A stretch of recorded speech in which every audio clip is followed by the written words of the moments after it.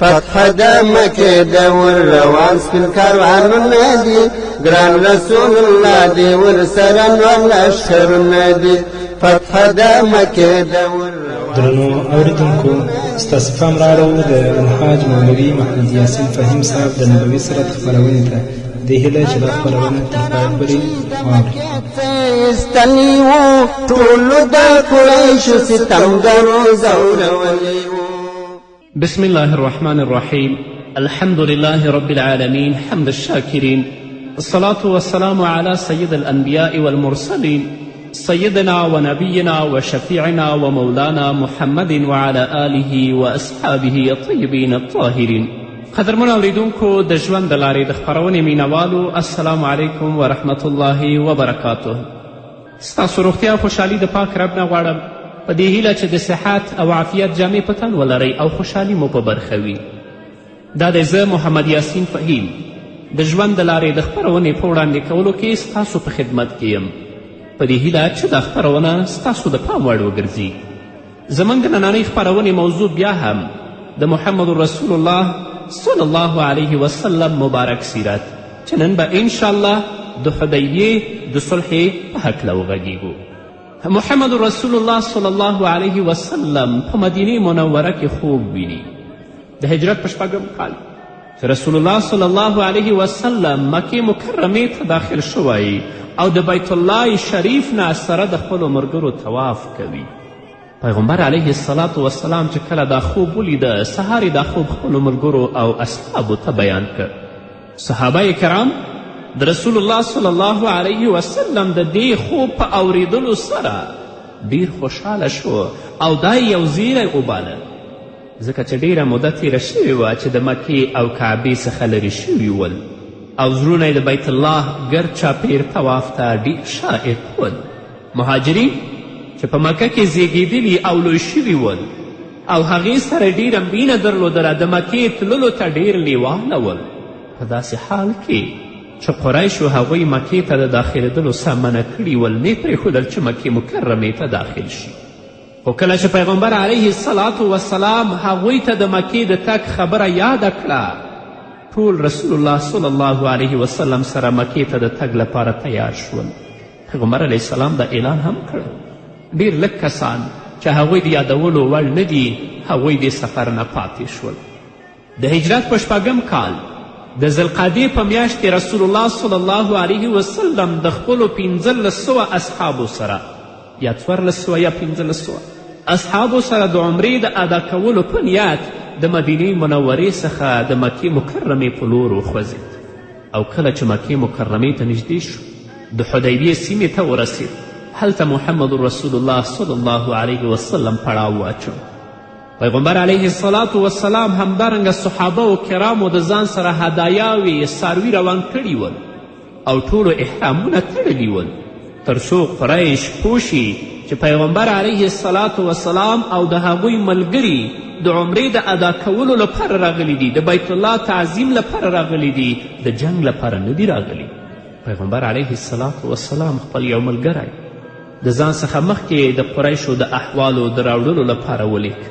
کله چې پیغمبر علیه الصلاة والسلام د غسفان منطقې ته ورسېده هغه کس چې بشیر بن سفیان نومیده راورسېده رسول الله ته ویلې ای رسول الله د کعب بن لوی قبیلې ستاسې مقابلې ته ډیر جنګیالي راټول کړي دي هغوی تاسې د بیت الله د طواف څخه منع کوي او جنگ به ورسره وکړي. همدارنګه قریش هم دې ته آماده دي چې د هغو په سر کې خالد بن ولید او همدارنګه ابو سفیان دي تاسو سره جنگ کوي. تاسو کله هم نه پرېږدي چې لاړ شئ مکې مکرمې ته او د بیت الله نه طواف وکړئ. پیغمبر علیه الصلاة والسلام د حدیبیې په بل سر چې هغه ځای سنیة المرار نومیږي چې 25 کیلومتره د مکې مکرمې نه لرې دی د اوبو د یوې چینې سره چې په هغې کې ډېر لږ اوبه وي رسول الله هلته پړاو واچو. صحابه کرام راغله رسول الله صلی الله علیه وسلم څخه د تندې شکایت وکړ. پیغمبر علیه الصلاة والسلام د خپل تیرکش څخه یو غشی ورکړه او دا یې ورته ویلې چې دا په اوبو کې واچوئ. کله چې هغه د محمد رسول الله صلی الله علیه وسلم غشی دوی په اوبو کې واچوه د چینې نه دومره اوبه راووتلې چې ټول لښکر پې خړوبه شه او اوبه همغسې روانې وي. قریش د رسول الله صلی الله علیه وسلم د راتګ څخه په ویره او په روب کې وغورځېدل. پیغمبر علیه الصلاة وسلام غوښتل چې د خپل یو ملګری او استازی قریشو ته واستوي تر څو هغوی خبر کړي چې موږ د جنگ لپاره نه یو راغلي بلکې موږ د عمرې د ادا کولو لپاره راغلي.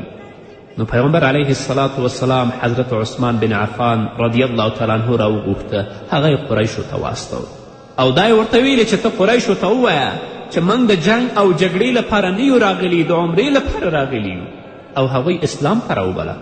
همدارنګه رسول الله صلی الله علیه وسلم حضرت عثمان رضی الله تعالی عنه ته ویلې هغه نارینه او ښځینه مسلمانان چې په مکې مکرمې کې ژوند کوي هغوی ته ورشه او هغوی ته د فتح او د کامیابي زیری ورکړه او دا خبر ورکړه چې الله رب العزت خپل دین په مکې مکرمه کې برلاسی کوي، چې بیا به په مکې مکرمه کې د ایمان او د دین پټولو ضرورت نه وي.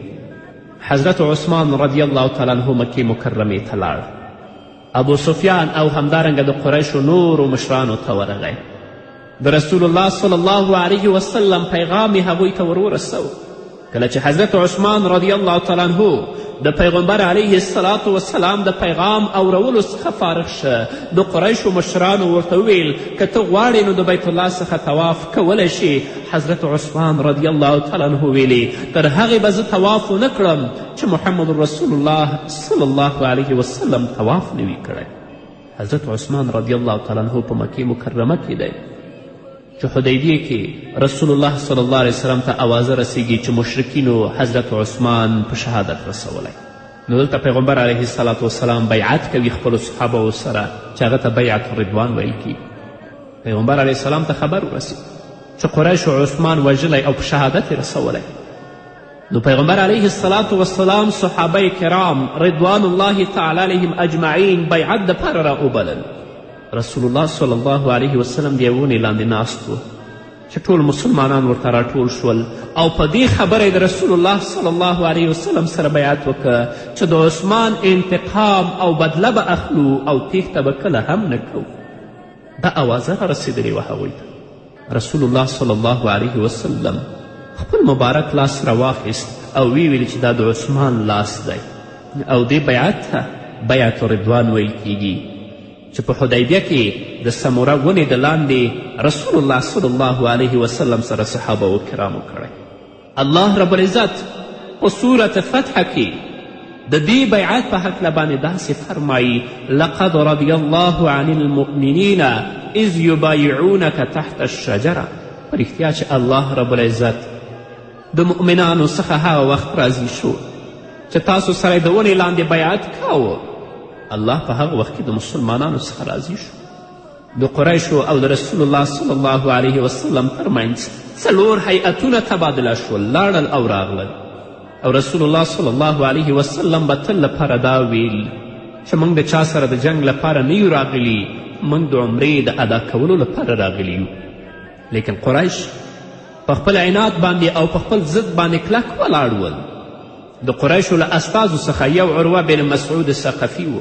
هغه راغی رسول الله صلی الله علیه وسلم څخه د رسول الله صلی الله علیه وسلم مخته ناست و. خبرې کولې او د خبرو په جریان کې به کله ناکله لاس د رسول الله صلی الله علیه وسلم مبارکې ګیرې ته ورتیر کړ. دا د عرب عادت. مغیره بن شعبه رضی الله عنه توره په لاس د رسول الله تر څنګ ولاړ و.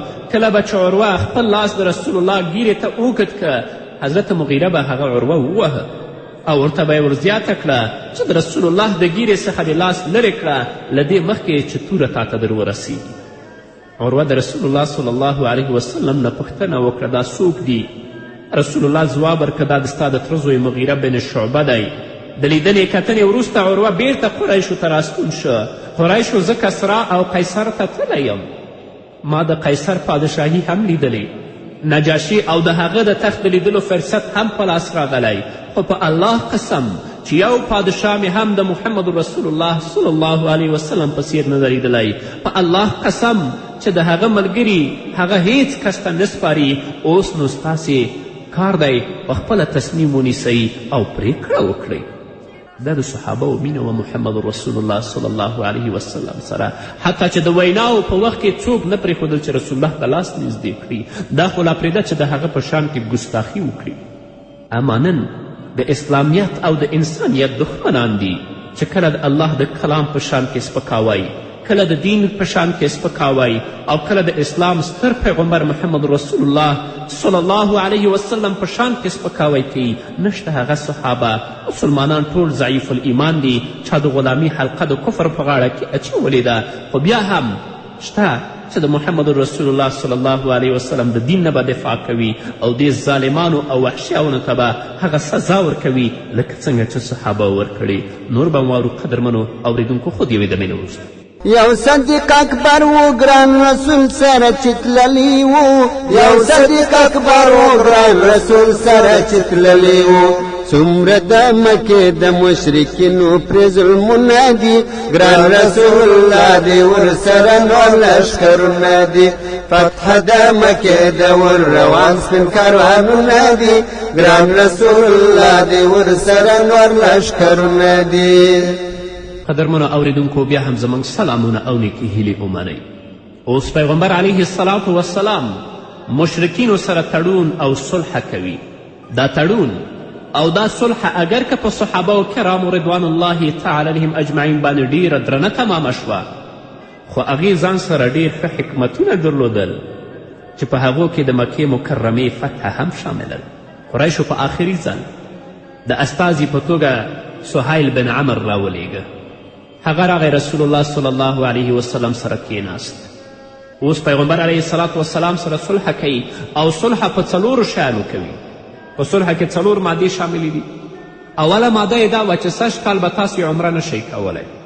دویمه ماده یې دا وه چې 10 کاله به زموږ او ستاسو پر ترمنځ باندې اوربند وي، جنګ به نه کوو. دریمه ماده یې دا وه که د مشرکینو نه تاسو ته څوک درځي هغه به موږ ته راسپارئ، او که ستاسو نه څوک موږ ته راځي هغه به تاسو ته نه درسپارو.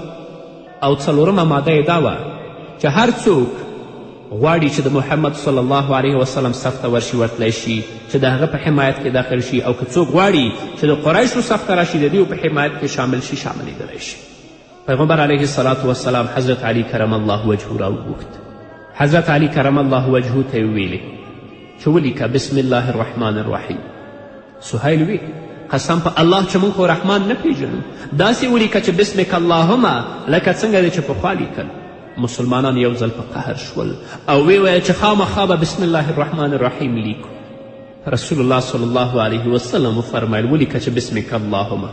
بیا پیغمبر علیه الصلاة والسلام ویل چې ولیکه چې دا د محمد رسول الله صلی الله علیه وسلم او د فلانی پرمنځ تړون دی. سهیل ویل په الله سوګند که موږ ته د پیغمبر په حیث پیژندلی وی ته به م د بیت الله څخه نه وی منع کړی او نه به مو ستاسو سره جنګ کړی وی، بلکې دا ولیکه چې دا د محمد د عبدالله د زوی او همدارنګه د سهیل ترمنځ تړون دی. رسول الله ملیکه هذا ما صالح علیها محمد بن عبدالله. رسول الله صلی الله علیه وسلم وفرمیل په الله قسم چې زه د الله رسول یم، اگر که تاسې مې دروغجن بولئ. بیا حضرت علی کرم الله وجهه ته امر وکړه چې د رسول الله لفظ وران کړه. حضرت علی کرم الله وجهه قسم وکړه چې زه نشم رانولی ځکه دا زما د ایمان برخه ده. نو رسول الله صلی الله علیه وسلم ورته ویل ما ته یې په ګوته کړه چې وران یې کړم. د ورښودلو وروسته رسول الله صلی الله علیه وسلم هغه لفظ وران کړه. نو داسې ولیکل شه دا د محمد بن عبدالله فیصله ده چې موږ ته به د بیت الله د طواف اجازه وي. سهیل ویل د دې لپاره چې عرب ونه وایي چې قریشو له ویرې دا روغه کړې ده، نو باید داسې ولیکي چې مسلمانانو ته باید په راتلونکي کال کې د بیت الله د طواف اجازه وي. چې ظالمان و د عناد او د حسد نه ډک ول. بیا سهیل ویل دا هم ولیکه چې زموږ څوک اسلام راوړي او تاسې ته درس شي تاسې به یې موږ ته بیرته راکوئ. مسلمانانو په حیرانتیا سره ویلې سبحان الله، څوک مشرکانو ته واپس کولی شي چې هغه مسلمان راغلی وي؟ هغوی د همدې خبرو په جریان کې ول چې سهیل زوی د ابو جندل، هغوی د خبرو په جریان کې ول چې ابو جندل د سهیل زوی په داسې حال کې د مکې د کوزې برخې څخه د مسلمانانو کم ته ځان ورساوه چې په زنځیرونو کلک تړل شوی و. سهیل ویل محمده صلی الله علیه وسلم دا لومړی پیښه ده چې زه یې د واپس کولو غوښتنه کوم. دا د هغه زوی رسول الله صلی الله علیه وسلم ویل تر اوسه زموږ تړون لاسلیک شوی نه دی. سهیل قسم وکړه او ویل له دې وروسته به له تا څخه د هیڅ شي غوښتنه ونه کړم، یعنې د صلح تړون به ونشي. رسول الله صلی الله علیه وسلم سهیل ته ویل زما په خاطر یې پرېږده د خپل زوی. سهیل انکار وکړ. ابو جندل ویلې ای مسلمانانو ما څنګه مشرکانو ته حواله کوئ؟ زه خو مسلمان تاسې ته راغلی یم، تاسې نه ګورئ چې زه په څه حالت کې یم. خو د دې سره سره رسول الله صلی الله علیه وسلم د وعدې او تړون په اساس ابو جندل له مشرکانو ته حواله کړ. دواړه خواوې په دې سلا شوې چې 10 کاله به اوربند وي او ټول خلک به د امن په فضا کې ژوند کوي او یو بل باندې به تعرض نه کوي. او دا یې هم شرط که چې کم قریشي د خپل ولی د اجازې پرته محمد صلی الله علیه وسلم ته ورشي نو هغه به واپس کولی شي، او که د مسلمانانو څخه څوک د قریشو ته ورشي هغه به نشي واپس کولی، او 6 کال به تاسې عمره نشئ کولی. او څوک چې د محمد صلی الله علیه وسلم په عهد و پیمان او څوک چې د قریشو په عهد و پیمان کې داخلیدل غواړي داخل نشي. نو چې کله مسلمانانو د صلح ظالمانه شرایط او د عمرې او د طواف پرته بیرته مدینې منورې ته د ستنېدو خبر واورید، ویلیدل چې رسول الله صلی الله علیه وسلم د دې ظالمانه شرایطو منلو ته اړ شوی دی، نو په هغوی ډیر بده اغیزه وکړه او په لوی امتحان کې واقع شول. نږدې و چې ټول په لویه ګناه کې واقع شي. حضرت عمر رضی الله تعالی عنه ابابکر رضی الله تعالی عنه ته ویل آیا موږ ته رسول الله نه وی ویلي چې د بیت الله طواف به کوو؟ ابو بکر رضی الله عنه ورته ویلي هو رسول الله صلی الله علیه وسلم ویلی دي، خدای نه دی ویلي چې همدا 6 کال. حضرت عمر رضی الله تعالی عنه ویلي هو پیغمبر علیه الصلاة والسلام د کال تعیین نه دی کړی. ابابکر رضی الله تعالی عنه حضرت عمر رضی الله تعالی عنه ته ویل چې خامخا به بیت الله ته راځي او طواف به کوي. کله چې رسول الله صلی الله علیه وسلم د صلح د تړون د لیکلو څخه فارغ شو خپله قرباني حلاله که. رسول الله د خپل سر ورخیه. دا هم په مسلمانانو ډیره سخته تمامه شوه ځکه چې هغوی 100 په 100 کې په دې اراده له مدینې څخه راوتلي وو چې مکې ته به ننوځي او عمره به کوي. خو چې کله رسول الله صلی الله علیه وسلم یې ولید چې قرباني یې ذبح کړه او سر یې ورخیه، ټولو خپله قرباني ذبح کړه او سرونه یې ورخیل. د صلح د تړون د لاسلیک کولو څخه وروسته رسول الله صلی الله علیه وسلم مدینې ته راستون شو چې په لاره کې الله رب العزت په رسول الله باندې دا آیتونه نازل کړل انا فتحنا لك فتحا مبینا لیغفر لك الله ما تقدم من ذنبك وما تأخر ويتم نعمته عليك ويهديك صراطا مستقیما وینصرك الله نصرا عزیزا. ای پیغمبره موږ تا ته څرګنده فتحه درکړه تر څو الله ستاسې تیر او راتلونکي ګناهونه وبخي او خپل نعمتونه په تاسې بشپړ کړي او سمه لار در وښیي او الله در سره خورا پیاوړی کومک وکړي. عمر رضی الله تعالی عنه ویل د الله رسول آیا دا فتح ده؟ رسول الله فرمل هو عمر دا فتح ده وعسى ان تکرهو شیئا وهو خیر لکم.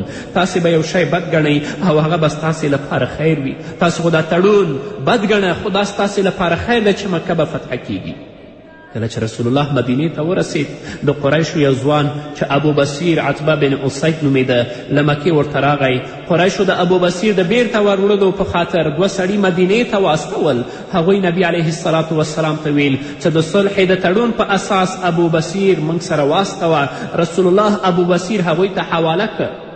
هغوی د مکې په لور روان ول چې ابو بصیر د لارې په ترڅ کې د هغوی نه وتښتېده. یو کس یې ورته ووژه او د بحر ساحل ته ولاړه. ابو جندل هم د مشرکینو د زندان څخه په تیښته بریالی شه او د ځان د بحر په غاړه ابو بصیر ته ورسوه. بیا چې د قریشو هر سړي به ایمان راوړه نو ابو بصیر ته به ځان رسوه. هلته د مسلمانانو یو لوی چریکي ګروپ تشکیل شو. نو چې د قریشو هره قافله به د تجارت لپاره شام نه بیرته راستنېدله یا به شام ته تله د ابو بصیر ډلې به هغه ټول سړي وژل او مالونه به په غنیمت اخیستل. قریش له دې وضعیت څخه په تنګ راغلل. رسول الله صلی الله علیه وسلم ته یو هیئت واستوه او د خپل ولی او صلې رحمي په اساس یې ورڅخه غوښتنه وکړه چې ابو بصیر او د هغه ملګري مدینې ته راوغواړي او هغوی به هم زموږ لخوا په امن کې وي او موږ به د واپس کولو غوښتنه نه کوو، یعنې ځان سره یې مدینې ته بوځه. د دې وروستیو ټولو پیښو دا وښودله چې د حدیبیې صلحه کومه چې رسول الله صلی الله علیه وسلم پکې د قریشو د اصرار او غوښتنه په وړاندې تنازل ومانه او کومه چې قریشو د ځان لپاره بریا او غټه لاسته راوړنه بلله او مسلمانانو د خپل ایمانی ځواک او خپل پیغمبر ته د کمال اطاعت په اساس قبوله کړې وه. د عربو په لویه وچه کې د اسلام د چټک انتصار او انتشار لپاره د یوې نوې دروازې پرانستل ول. په عین وخت کې دا صلح د مکې د فتحې لپاره زیری و. همدارنګه د نړۍ د پادشاهانو د روم، د قیصر، د کسرا، د مصر او د عربو پاچاهانو د دعوت او بلنې لپاره دروازه وه دا صلحه. الله رب العزت د دې صلحې په اړه رښتیا ویلي دي چې وعسى ان تکرهوا شیئا وهو خیر لکم وعسى ان تحبوا شیئا وهو شر لکم والله یعلم وانتم لا تعلمون. الله وایي شاید تاسې یو شی بد وګڼئ خو هغه به ستاسې لپاره غوره وي، او شاید تاسې یو څیز خوښ کړئ خو هغه به ستاسې لپاره شر او بد وي. الله پاک ښه پوهیږي او تاسې نه پوهیږئ. د حدیبیې صلحه د زړونو د فتحې سبب شوه. د دې صلح څخه وروسته خالد بن ولید په اسلام مشرف شو. خالد بن ولید د قریشو د سپرو قمندان او د لویو جګړو قهرمان و. رسول الله ورته د سیف الله لقب ورکړی و. خالد بن ولید د الله په لاره کې ښه امتحان ورکه او د هغه څخه کامیابه اوت. الله رب العزت د هغې په لاس شام او عراق فتح که. همداراز عمر بن عاص چې د عربو د لویو مشرانو او قمندانانو د جملې څخه و په اسلام مشرف شو، چې بیا وروسته الله رب العزت د هغه په لاس باندې مصر فتح که. دواړه مشران خالد بن ولید او عمر بن عاص د حدیبیې د صلح څخه وروسته مدینې منورې ته ورغلل، رسول الله ته ورغلل، اسلام قبول که او بیا د مسلماني حق په ښه توګه ادا که. د صلح دې تړون د مسلمانانو او مشرکینو ترمنځ د اختلاط او ناستې ولاړې زمینه برابره کړه. په دې توګه مشرکین د اسلام د ځانګړتیاوو او د مسلمانانو د اخلاقو څخه خبر شول او د صلح لا یو کال هم نه پوره شوی چې ډیر خلک د اسلام په دین مشرف شول. د دین وروسته اوس رسول الله صلی الله علیه وسلم پاچاهانو او امیرانو ته د اسلام بلنه ورکوي. دا به واورو خو هغه انشاءالله په بلې خپرونه کې. قدرمن اورېدونکو دا به زموږ نننۍ خپرونه چې ستاسو درانه حضور ته وړاندې شوه. تر بلې خپرونې پورې چې زه بیا هم ستاسو درانه حضور ته راځم، تاسو ټول په پاک رب سپارم. پاتې ژوندم نیکمرغه، ښاد، بریالي او کامیاب اوسئ. اوس هغه رسول دی ورسره ډېرې لښکرې دي، ټولې منورې پرګنې دي، بهادرې دي. غږ د الله دی او نارې دي بختورې دي، غږ د الله دی او نارې دي بختورې دي. چغې د اسلام دي زمزمې دي تکبیرونه دي، ګران رسول الله دی ورسره نور لښکرونه دي. فتح د مکې د ور روان سپین کاروانونه دي، ګران رسول الله دی ورسره نور لښکرونه دي. فتح د مکې د ور روان سپین کاروانونه دي، ګران رسول الله دی ورسره نور لښکرونه دي.